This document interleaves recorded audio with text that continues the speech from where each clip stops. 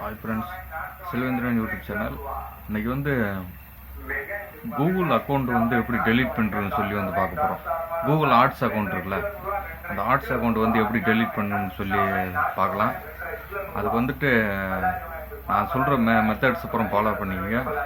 அதை வந்து என் பிசியில் ஸ்க்ரீன் ரெக்கார்டில் வந்து காட்டுறேன், அதை பாருங்கள் ஃப்ரெண்ட்ஸ். இப்போ உங்கள் பிசி வந்து ஆன் பண்ணிக்கங்க. ஆன் பண்ணிவிட்டு குரோம் ப்ரௌசர் வந்து ஓப்பன் பண்ணிக்கங்க. அதில் கூகுள் ஆர்ட்ஸ் அப்படின்னு சொல்லி டைப் பண்ணுங்கள்.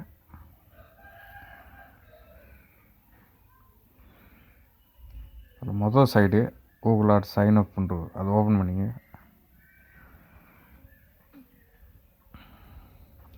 வந்து கூகுள் ஆர்ட்ஸில் வந்து இப்போ ஆர்ட் கிரெடிட் இருக்குல்ல, அதை வந்து யூஸ் பண்ணுறதுக்காக இருந்தது வந்து 2000 ருபீஸ் வந்து ஆர்ட் கிரெடிட் வந்து கொடுப்பாங்க.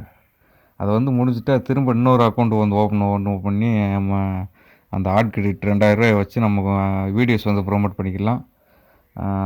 அதில் வந்து அதை எப்படி கேன்சல் பண்ணுறதுன்னு சொல்லி பார்க்கலாம். அதில் முதல் டூல்ஸ்னு சொல்லி ஒன்று இருக்கும், டூல்ஸ் அண்ட் செட்டிங்ஸ். அதை கிளிக் பண்ணிங்க. அதில் செட்டப்ன்ற ஒரு ஆப்ஷன் இருக்கும், அதில் பெர்ஃபார்மன்ஸஸ் அதை கிளிக் பண்ணிங்க.